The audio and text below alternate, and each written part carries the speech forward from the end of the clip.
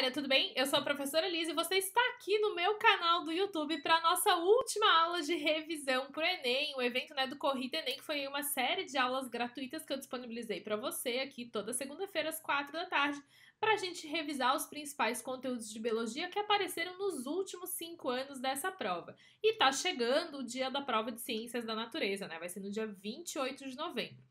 E para a gente revisar hoje, nós vamos falar sobre fisiologia animal e humana, uma área que é bem importante e que tem destaque no Enem. Então vamos dar uma olhada aqui o que você precisa estudar, né, quando o assunto é fisiologia humana, e a gente vai abordar esses tópicos ao longo desse nosso encontro de hoje. Então, por exemplo, tem a parte ali de imunologia, imunização, sangue, linfa, excreção, nutrição e digestão, respiração, coordenação endócrina, a questão dos hormônios, né, que está muito relacionada à homeostase, a questão também das glândulas anexas ao tubo digestório, que vai estar relacionada aqui com a parte de nutrição e digestão, e também os sentidos. Gente, essa parte aqui, de imunologia e imunização, eu já abordei ela lá na aula de biotecnologia, que é a aula que eu liberei 2 semanas atrás, se eu não me engano. Então, se você quer revisar essa parte de imunologia e imunização, corre lá na aula de biotec, que tá tudo explicadinho para vocês, que eu expliquei a diferença entre soro e vacina, expliquei como as vacinas são produzidas, como que os soros são produzidos, que são questões que também estão muito relacionadas à biotecnologia, que é o uso da biologia junto com a tecnologia para resolver problemas da humanidade, para ajudar também na questão da preservação ambiental. Então vamos lá, vamos começar aqui falando sobre o sangue, tá? Ah, professora, mas você não vai falar de linfa também? Gente, o que acontece? Para essa aula, eu separei os principais tópicos que apareceram nos 5 últimos anos do Enem, tá? E aí o Enem cobrou bastante coisa sobre o sangue, mas não cobrou sobre linfa. Por isso que eu escolhi não revisar linfa nesse momento. Combinado? Tá entendido? Então vamos continuar aqui.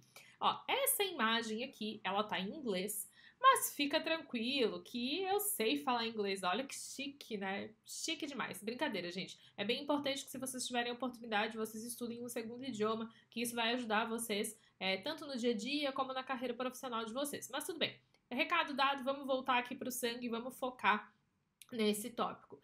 Então, o que se tem na composição do sangue, né? 55% dele é composto de plasma, ok? E aí, além disso, a gente vai ter 45% de células.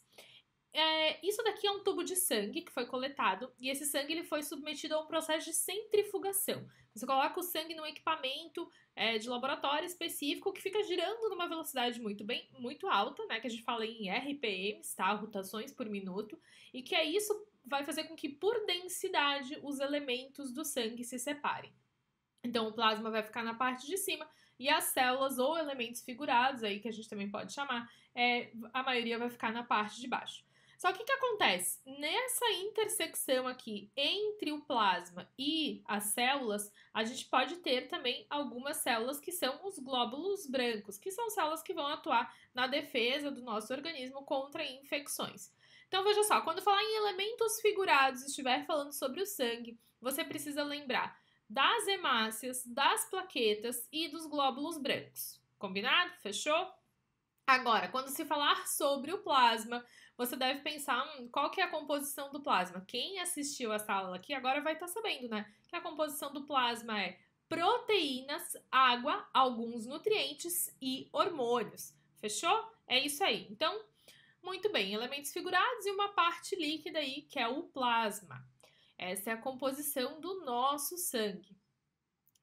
E aí, gente, agora eu vou trazer alguns tópicos bem específicos que o Enem abordou. Por exemplo, o Enem, quando falou sobre o sangue, ele falou sobre a eritropoetina. O que é isso? Gente, vamos pensar aqui, primeira coisa. Os glóbulos sanguíneos, eles podem receber vários nomes. Eles podem ser chamados de hemácias, eles podem ser chamados de glóbulos sanguíneos, podem ser chamados de glóbulos vermelhos e podem ser chamados também de eritrócitos. Eritro quer dizer vermelho, citocélula, então são as células que são vermelhas. Tô até vestida de vermelho aqui para combinar com o nosso tema, né? Que é uma hemácia, certo? Bom, e o que é essa eritropoetina? A eritropoetina, ela é um hormônio glicoproteico. O que isso quer dizer? Ela tem uma parte de carboidrato, que é esse glico, e tem uma parte de proteína e ela é produzida nos nossos rins. O papel da eritropoetina, e foi justamente sobre isso a questão do Enem, é controlar a eritropoiese. O que é a eritropoiese, professora? Poiese quer dizer formação. Então, formação de quem? Dos eritrócitos, ou dos glóbulos vermelhos, ou das hemácias, né?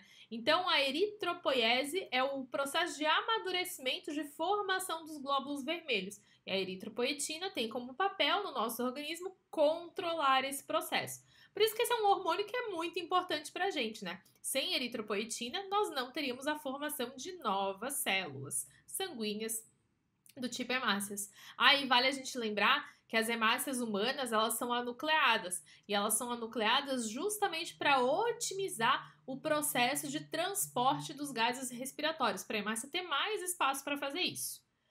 Muito bem, então falamos aí sobre a eritropoetina. Agora vamos para o segundo tópico do nosso material aqui, e a gente vai falar sobre as plaquetas.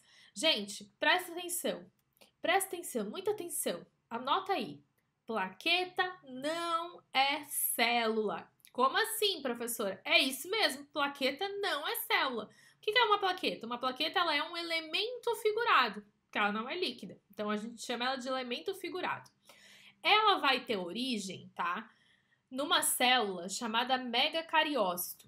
Então esses megacariócitos, eles conseguem se fragmentar, conseguem se quebrar para dar origem às plaquetas. E as plaquetas, elas são essenciais para a coagulação sanguínea. Por exemplo, imagina que você cortou o seu dedo, você estava lá dando uma de Masterchef, cozinhando, cortando a sua cebola, e você decidiu cortar um pedaço do seu dedo junto. Quer dizer, decidiu não, foi sem querer. Quando você corta o seu dedo aí com a faca e ele começa a sangrar, o corpo envia, né, ou faz com que as plaquetas que estão ali presentes, tá, elas passem por esse processo de coagulação, elas contribuem para que a coagulação sanguínea aconteça. Então, veja só, aqui a gente tem diversas hemácias, certo? As plaquetas vão fazer com que as hemácias fiquem muito unidas, bem próximas, formando os coágulos sanguíneos. Oh, essas hemácias estão bonitas, hein, pessoal? Raridade eu desenhar bem assim. E aí, essas hemácias que estão aí bem unidinhas pela presença dessas plaquetas, elas vão formar um coágulo. E esse coágulo vai ajudar a estancar esse sangramento, faz com que o sangramento pare. Tá? Então, por isso que elas são essenciais para a coagulação sanguínea. E lembrar que são fragmentos de células, fragmentos de megacariócitos. Beleza, então tá, então já entendemos sobre as plaquetas. Ó, outro tópico que apareceu no Enem, tá? Foi sobre as substâncias anticoagulantes. Ou seja, aquelas substâncias que impedem esse processo de formação dos coágulos. E foi uma questão bem interessante. Se a gente pensar assim, né? A gente não quer que o nosso sangue coagule no meio do vaso sanguíneo. Por quê? Porque isso pode levar a um infarto, por exemplo, pode levar a um acidente vascular cerebral. Então, a gente tem que impedir esse processo de coagulação se ele está acontecendo de forma incorreta no nosso corpo. E aí, para fazer isso, a gente vai utilizar essas substâncias anticoagulantes. Por isso que eu escrevi aqui, ó, essa questão do uso medicinal. Agora, verão tá chegando, né? Tá começando a ficar quente, começa a ter bastante mosquito. Os mosquitos, eles têm na sua saliva também a presença de substâncias anticoagulantes. Por quê? Pensa só. A mosquito fêmea, né, é um organismo que é hematófago. Hemato, sangue, fago, alimentação. Então, que se alimenta de sangue. Para que ele se alimente de sangue, esse sangue precisa continuar fluindo através do furinho que ele fez ali na nossa pele para poder sugar o sangue. Então, por isso que ele vai liberar na sua saliva uma substância anticoagulante, tá? Para que ele consiga continuar se alimentando. E o Enem ele fez uma pergunta justamente nesse contexto, tá? Relacionando essa questão da fisiologia humana, né, dos anticoagulantes, com a presença dessa substância na saliva dos mosquitos. Quem sabe um dia no futuro a gente não consegue isolar essa substância anticoagulante aí da saliva dos mosquitos e utilizá-la na medicina. É uma outra aplicação da biotecnologia. A gente também teve aí na prova do Enem, nos últimos 5 anos, de 2016 a 2021, o sistema excretor humano aparecendo, ou então o sistema urinário, né, que a gente pode falar. Ó, aqui nessa imagem, a gente tem as estruturas que formam esse sistema excretor. E aí ela tá em inglês, mas eu vou te ajudar a traduzir. Kidney quer dizer rim, tá? Então, assim, nós temos 2 rins, certo? De cada rim parte o ureter. O ureter, ele é responsável por transportar a urina produzida nos rins até a bexiga, tá? E aí nós vamos ter, então, a saída dessa urina através da uretra. E aí, gente, presta atenção. A gente tem o sistema genital, certo? Masculino e feminino. No masculino, tá? A uretra é o canal de saída dos espermatozoides e da urina. No feminino não é assim, tá? A gente tem 2 orifícios, um para a saída do xixi e um que leva lá para o colo do útero, que vai estar então associado ao sistema genital. Tranquilo? Então anota isso daí para você não confundir. Muito bem. Então, qual que é a excreta nitrogenada que os seres humanos excretam? Nós excretamos ureia. Daqui a pouco a gente vai fazer um comparativo sobre as excretas nitrogenadas que existem nos diversos animais. Além disso, a gente observa aqui, acima dos rins, uma glândula chamada adrenal, uma para cada rim.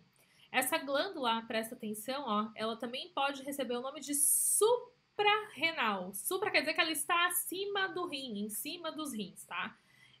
E qual que é a função dessa glândula?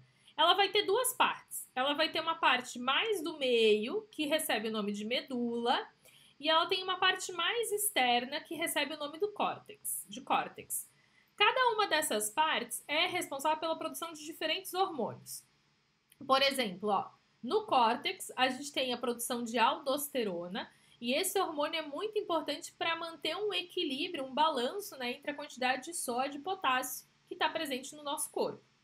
E a gente também tem, ó, o cortisol, tá? O cortisol é aquele hormônio do estresse. É um hormônio que eu espero que não esteja presente em grandes quantidades no seu corpo nesse momento que está antecedendo aí a prova de ciências da natureza do Enem. Se você tiver com bastante cortisol no seu corpo, se você estiver se sentindo estressado, é hora de você descansar.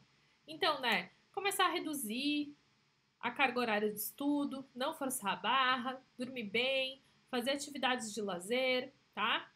Então isso é muito importante nessa reta final agora que você descanse. E aí, essas adrenais, né, elas também têm uma região chamada medula, que a gente estava comentando que é essa regiãozinha mais do meio.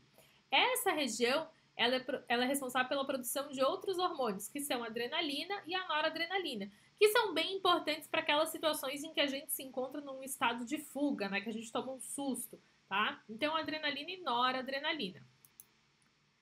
E aí que eu estava comentando para vocês que quando a gente fala sobre o sistema excretor, é bem importante que a gente faça um comparativo entre as excretas nitrogenadas que existem entre os seres vivos, entre os animais. Por quê? Porque cada excreta nitrogenada vai ter uma função.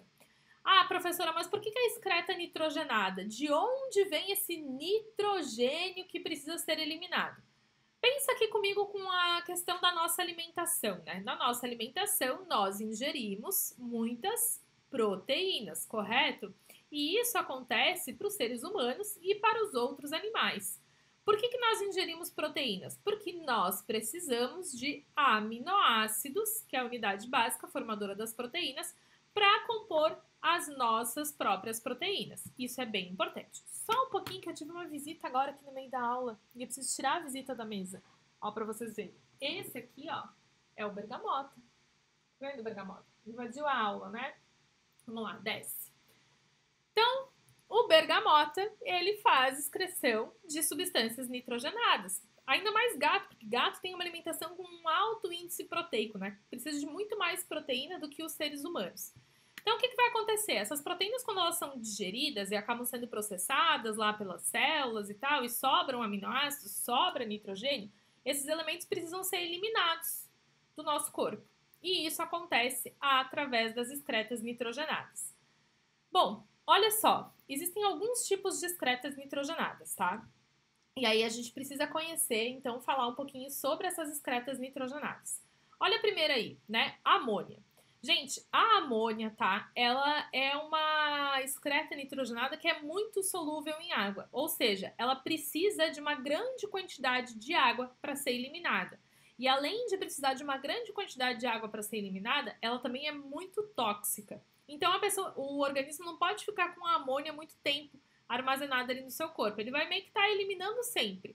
E quem tem acesso fácil à água são os peixes ósseos, né? Então, os peixes ósseos vão fazer esse processo de excreção via amônia. Além dos peixes ósseos, a gente também tem alguns anfíbios que podem excretar amônia. No caso dos mamíferos, dos peixes cartilaginosos e dos anfíbios de forma geral, a gente vai ter excreção de ureia, tá? A ureia, gente, tá? Ela é pouco tóxica e ela é pouco solúvel em água. Acabei invertendo aí no sinalizar, mas não tem problema, tá? Então, por isso, por ela ser pouco solúvel em água, é que a gente pode excretar ela. Porque, afinal de contas, a gente tem acesso à água, mas é um acesso mais restrito, já que a gente não é um peixe que vive o tempo todo na água. E aí, a gente também tem um outro tipo de excreta nitrogenada, que é o ácido úrico. O ácido úrico, ele é pouquíssimo solúvel em água e ele é pouco tóxico. Ele é comum em aves, insetos e répteis. Tu já parou para olhar o cocô de um pombo? Já viu que o cocô do pombo tem uma parte branca? Então, essa parte branca das fezes da ave é que é o ácido úrico, tá? Então, isso aqui é importante que você lembre, tá? Esse quadrinho, essa tabela aí, para quem tá lá no grupo do Telegram, eu vou colocar aqui na descrição o link, eu vou mandar essa apresentação lá e aí você vai poder continuar o seu estudo, sua revisão usando essa tabelinha. Seja para Enem ou para alguma outra prova que você vai fazer mais para frente. E aí, quando a gente fala também da questão, né, de hormônios, da fisiologia, da manutenção do nosso corpo em equilíbrio, a gente precisa falar de um outro hormônio que recebe o nome de ADH. Gente, esse hormônio aqui, ó, ele é o hormônio antidiurético. O que é diurese? Diurese é fazer xixi. Então, o hormônio antidiurético é aquele que vai fazer com que a gente retenha a água, tá? E esse processo de retenção de água é importante para que a gente não sofra com desidratação. O ADH, ele é produzido lá no hipotálamo e ele é secretado pela neurohipófise, tá? Então, olha só, ele é secretado aqui pela neurohipófise, ok? Então, ó, processo de secreção pela neurohipófise. Tô olhando pro lado porque a tela tá projetada no outro monitor. E aí ele vai agir lá nos rins, tá? Junto com a aldosterona. E isso vai fazer com que a gente reabsorva a água no momento da produção da urina. Então, diminui a nossa diurese. Agora, quando a gente toma uma bebida alcoólica, o que acontece automaticamente? A gente começa a fazer muito xixi. Por quê? Porque o álcool, ele inibe a produção do ADH. Então, por isso que às vezes quando você tá de ressaca, o que tá acontecendo é que tá faltando água no seu corpo. Porque você perdeu muita água por causa do consumo de álcool que parou a produção, né? Diminuiu muito a produção do ADH no teu organismo. Esse hormônio, tá? Ele também pode ser chamado de vasopressina. Por quê? Porque ele vai atuar na questão da vasoconstrição, ou seja, vai fazer com que os seus vasos sanguíneos fiquem mais contraídos. E, gente, cientistas, médicos, eles ainda estão tentando desvendar certinho, né, em detalhes aí o mecanismo que está por trás dos diabetes insípidos, mas a gente já sabe que a redução da produção do hormônio ADH resulta num quadro de diabetes insípidos. Muito bem. E aí, a gente precisa também falar do processo digestivo. Eu trouxe aqui 2 tópicos que apareceram no Enem nos últimos 5 anos, mas além disso, a gente vai falar um pouco sobre as enzimas digestivas aí nos próximos slides. Então, veja só. Tinha uma questão que demandava que tipo de conhecimento de você? Você precisava saber que humanos não digerem celulose. Lembrando, a celulose, né, ela está presente em um organismo do reino vegetal e ela reveste a célula vegetal, formando lá a parede celular.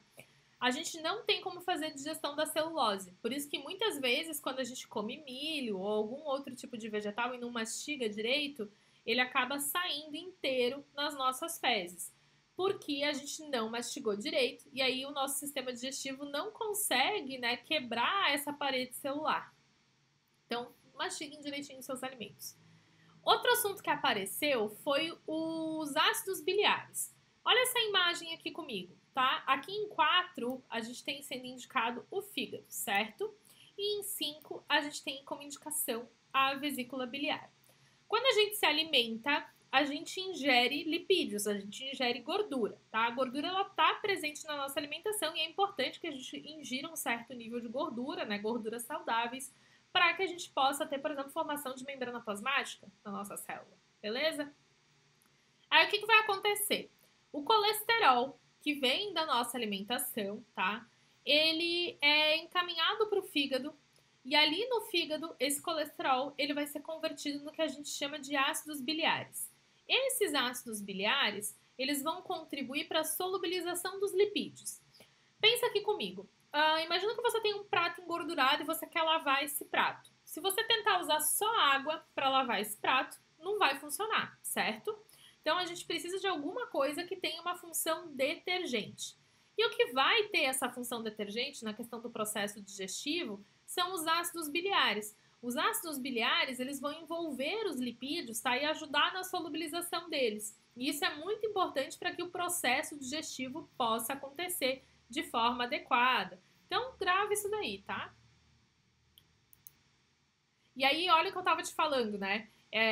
Tem esse slide, tem o próximo slide com essa tabela, especialmente para a gente revisar as principais enzimas que atuam no processo digestivo, já que a gente tem um tópico aí exclusivo sobre glândulas anexas, né, do sistema digestório.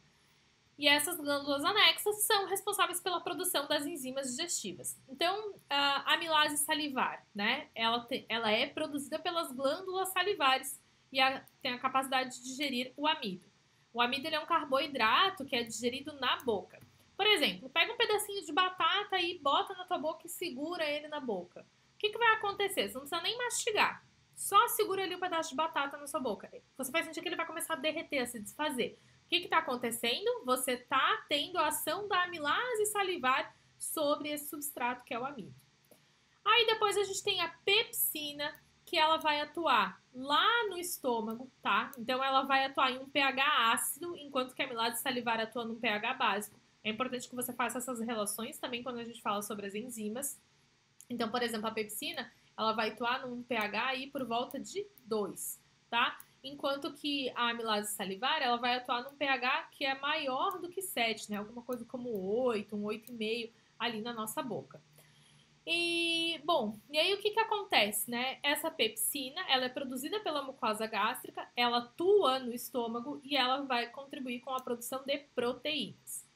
Bom, nem todo amido acaba sendo digerido na boca. E aí, por isso que é importante, então, a ação da amilase pancreática, ó, que é produzida no pâncreas, vai fazer a digestão do amido lá no intestino delgado. Processo digestivo acontece no estômago e no intestino delgado, tá? Intestino grosso é principalmente para reabsorção de água.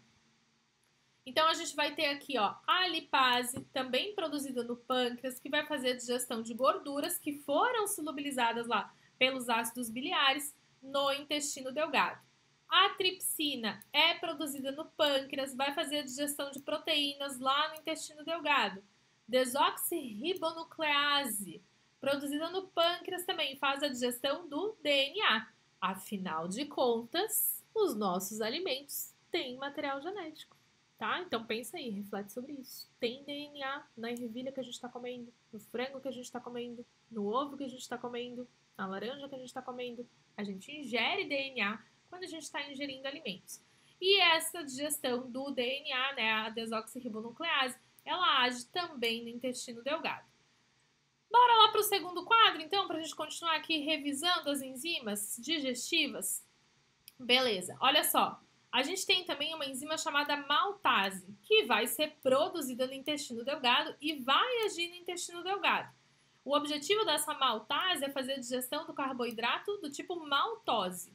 A sacarase também é produzida no intestino delgado, age na sacarose e ela atua no intestino delgado.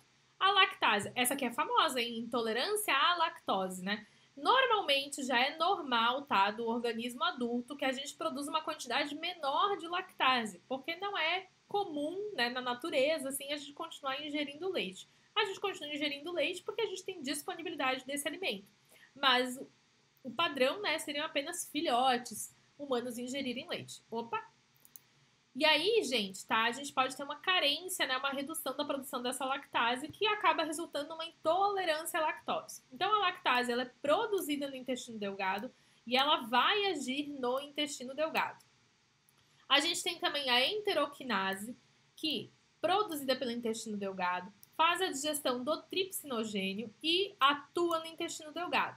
As fosfatases, elas vão fazer a digestão dos nucleotídeos. Lembra lá do DNA que a gente comentou? Né? O DNA e o RNA eles são compostos por nucleotídeos. Então, quando essas moléculas orgânicas maiores são digeridas, a gente ainda precisa fazer a digestão dos nucleotídeos.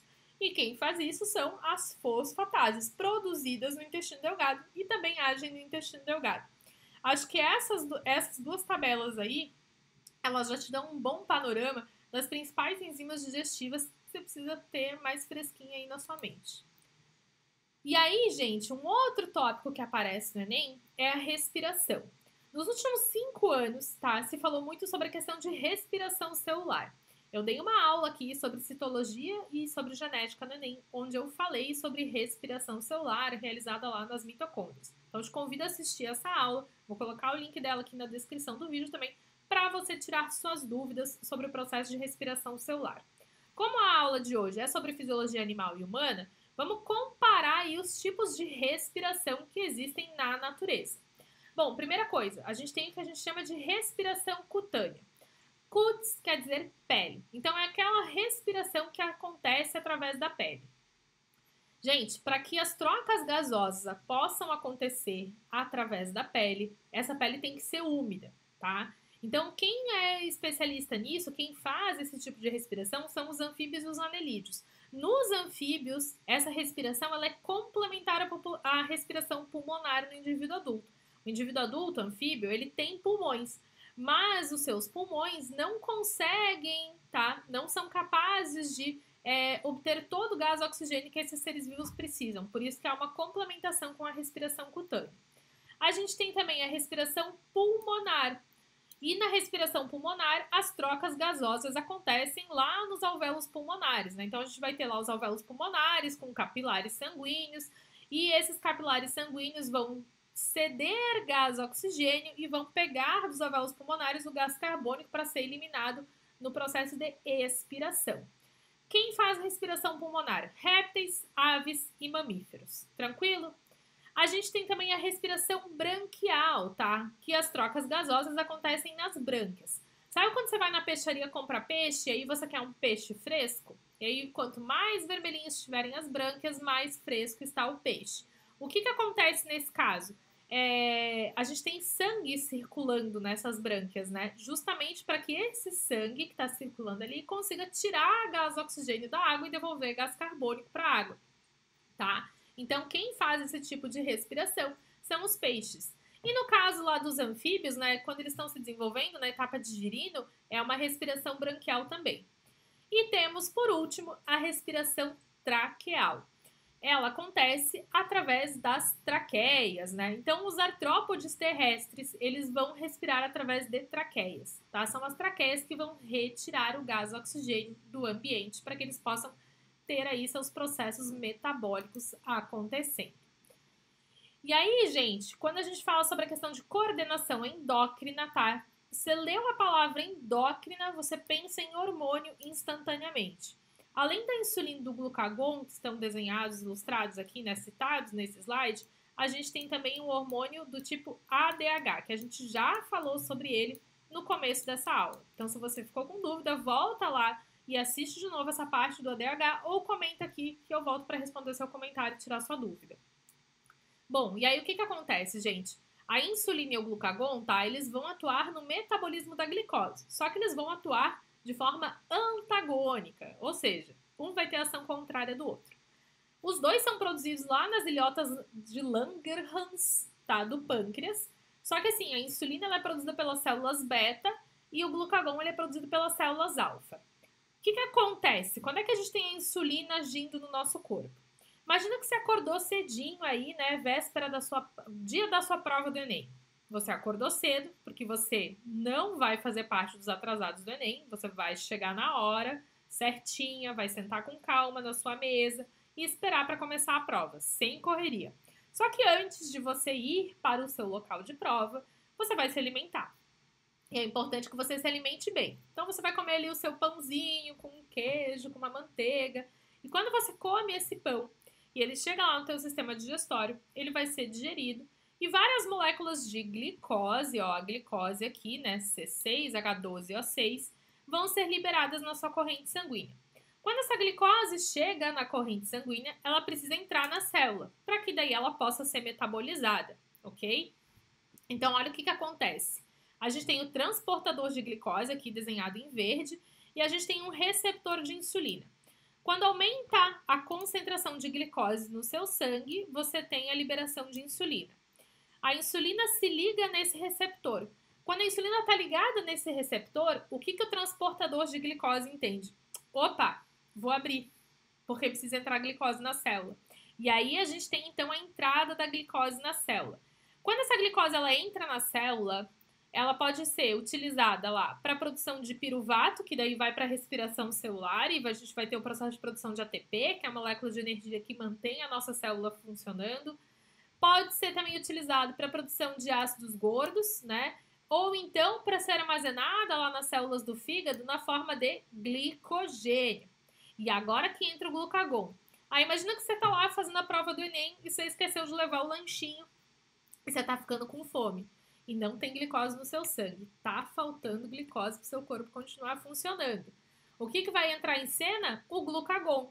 O glucagon vai falar para suas células: vamos liberar esse glicogênio aí, vamos quebrar esse glicogênio e liberar essas moléculas de glicose para que a gente possa retomar a produção de energia pelas células do organismo. Então, você precisa lembrar disso, tá? Da diferença da ação da insulina pro glucagon.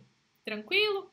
Muito bem. Então, isso é o que a gente fala, né, de coordenação endócrina. Esses são os principais tópicos.